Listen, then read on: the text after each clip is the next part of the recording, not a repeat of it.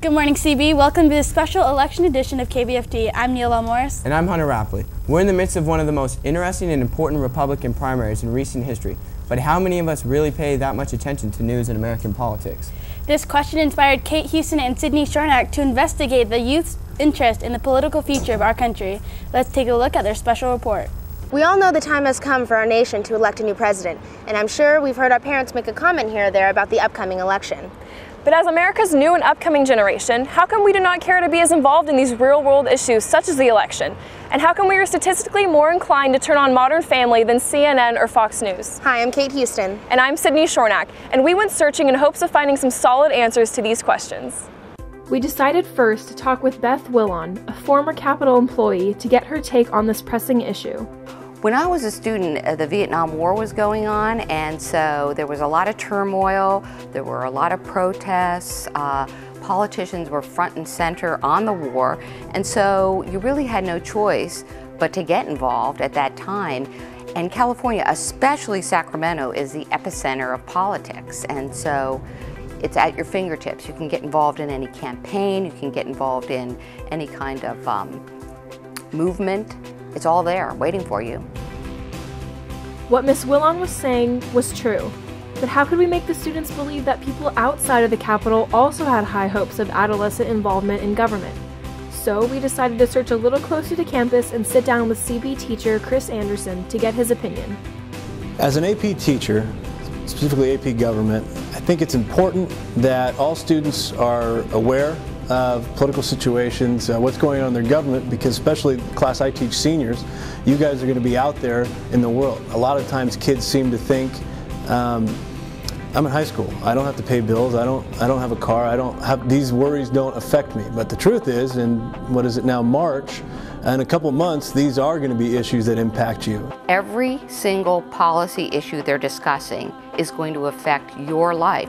You're the next generation of marine biologists, of film producers, of teachers, of nurses.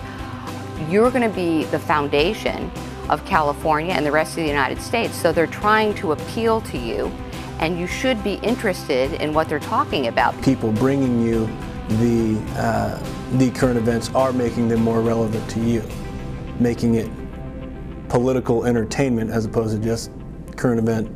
If you look at the politicians today, there's a reason they're all tweeting, they're all on Facebook, they're all on Saturday Night Live, they're on Jon Stewart's show. It's because they're trying to appeal to you. And you can start off there. Read the newspapers, but get on Twitter, get on Facebook, and follow campaigns. And the sooner you get involved and are able to voice your opinion and give your concerns, the more likely it will be that you can make a difference. I think in the time we live in right now, a lot of people are discouraged with the government and politics and current events and things like that, and thinking that their voice doesn't matter, that it's drowned out by the millions of other people. But the fact is, if each individual person did raise their voice, that would be a pretty loud voice. So the more people that try to push away that idea of my opinion doesn't matter and instead try to make a difference, the more likely a difference will be made. Whether there's going to be tax increases or not, whether you're going to have an easier time getting a home loan, whether you're going to have an easier time getting a college loan, what the environment's going to look like in 10 years. Everything affects your generation. And again, your time's arrived, so you should do something with it. The message is loud and clear. Now is the time for us to get involved in our government. We have more power than we think we do. This has been Sydney Shornack and Kate Houston reporting for KBFT, Sacramento.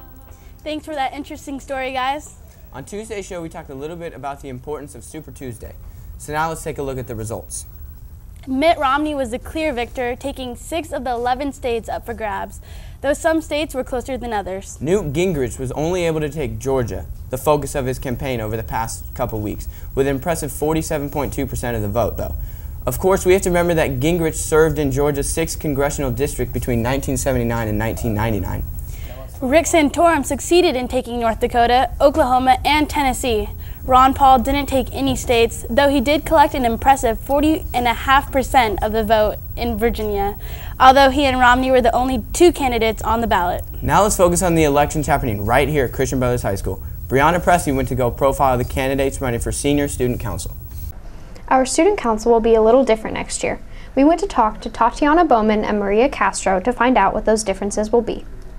Well, it basically means that we combined the offices of president and vice president, and that we're going to assume the responsibilities of both positions between the two of us because we're both really busy with other extracurriculars. So when I'm busy, she'll be there to take care of everything, and when she's busy, I'll be there to take care of everything. We're basically both just working together to get everything accomplished more efficiently.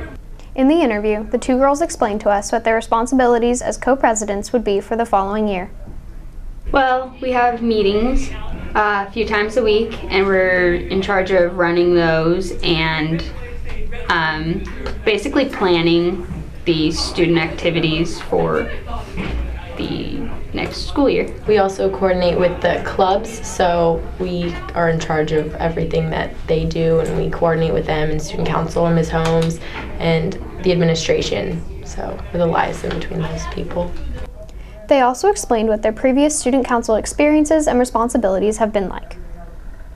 Last year I was president, she was vice president. This year it's the other way around, just because we just work so well together. We switch back and forth. So next year it's going to be great, both being in control, you know, be able to work together better.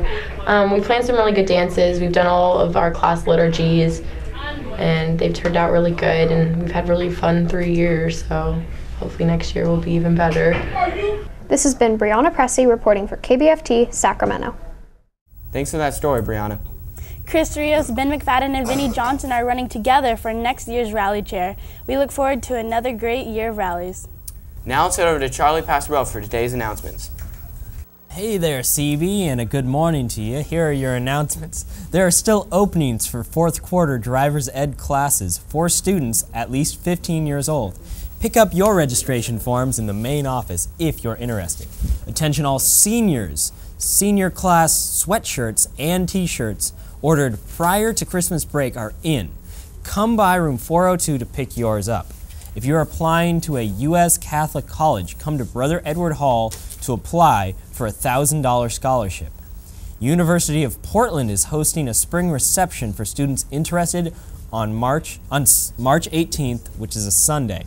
Check the Daily Bulletin for RSVP information. In Christian service news, remember to keep buying your sunglasses for a very worthy cause. They're still on sale for $5. I wear mine every lunch and will continue to until they break. St. Baldrick's event is quickly approaching on March 12th, so pick up a form from Miss Lystrup's office if you haven't already.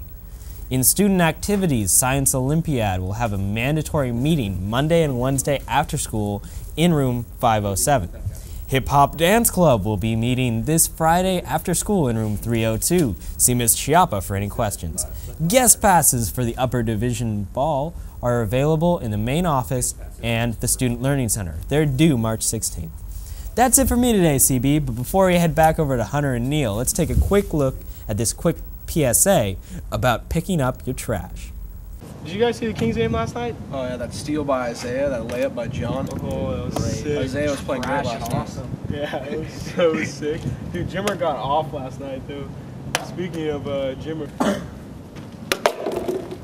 Forget it, the janitors will get it. Are you trashing me? You can't just leave your trash there. Dude, go pick up your trash, Chris. Pick up your trash and trash, man. Alright, I'll pick it up. Pick up your trash and trash, CB.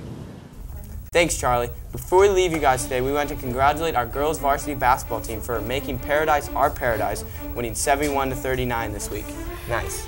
Thanks, Hunter. The sets today are alphabetical A, B, C, D, E, F, G. Stay tuned after credits for another look at the Give Yourself Some Credit winners.